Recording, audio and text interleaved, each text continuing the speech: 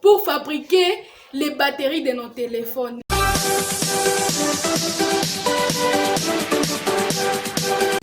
Salut tout le monde! Bienvenue sur ma chaîne YouTube. Pour les gens qui ne me connaissent pas, mon nom c'est Priscille. Et bienvenue aux nouveaux et aux anciens. Si tu es nouveau sur cette chaîne, n'oublie pas de t'abonner et de cliquer sur le bouton de la notification pour avoir une notification every time, tout le temps que je poste une vidéo. Aujourd'hui, c'est le 30 juin, le jour de l'indépendance du Congo. Si vous ne savez pas, moi je m'appelle Priscille Luanzo, je suis congolaise et je viens de l'est du pays et je suis très contente de venir de là. Je viens précisément de Butembo. Et aujourd'hui, c'est le 30 juin, nous fêtons le 60e anniversaire de l'indépendance. Et pour cette occasion, je voulais vous parler un peu du Congo, de la partie que les gens ne vous disent pas. Vraiment, c'est un sujet un peu sensible. Pour commencer, je vais vous lire quelque chose ici. Le 30 juin 1960, la République démocratique du Congo arrache son indépendance à la Belgique. Patrice Lumumba joue un rôle capital dans cette émancipation. Chargé d'espoir, l'indépendance bascule le pays dans le chaos. Les Katanga puis les Kasaï font sécession.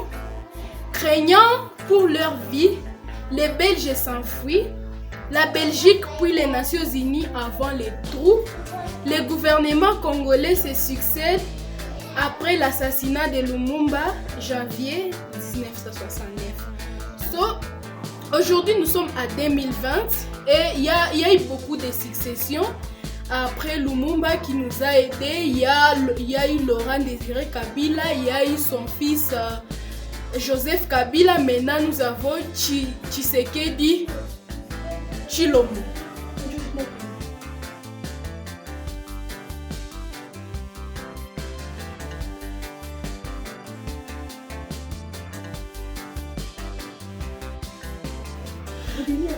Félix Tshisekedi Tshilombo, notre président maintenant. Maintenant, je voulais parler de nos minéraux.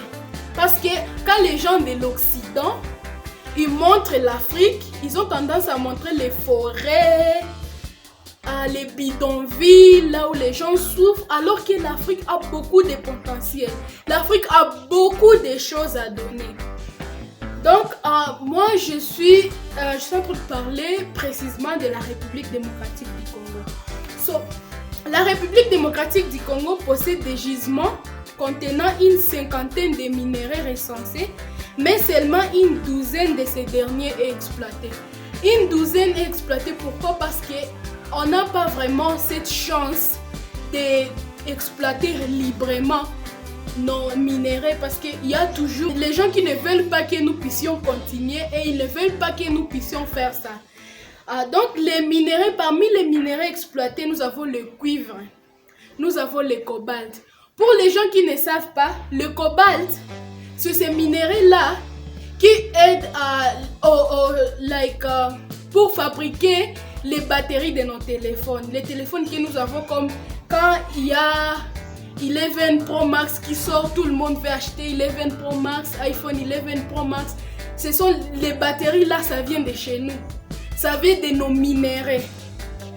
Donc nous avons aussi l'argent, l'uranium, le plomb, les zinc, le cadmium, les diamants, l'or, le tin, les manganèses et quelques métaux rares comme les coltans. La République démocratique du Congo extrait également de son sous-sol les diamants. Et ce que vous ne saviez pas, 60% de la production mondiale du cobalt provient du sud de la République démocratique du Congo. Ce métal précieux est arraché du sous-sol par 200 000 creuseurs. Souvent sont des jeunes qui étaient censés aller à l'école.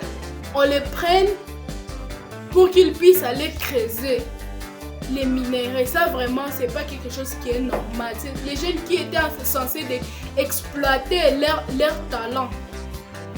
Alors,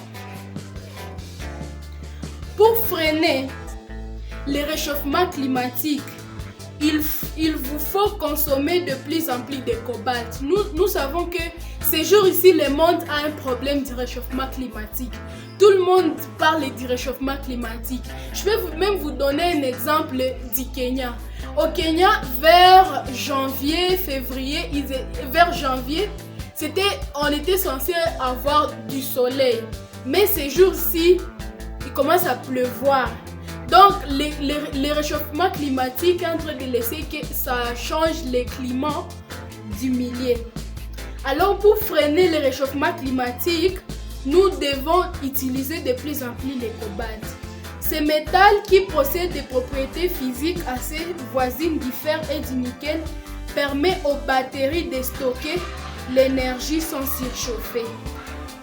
Donc après, là-bas, je viens de finir avec les minéraux et un peu l'histoire du Congo. Maintenant, je vais vous parler du Congo avant la colonisation.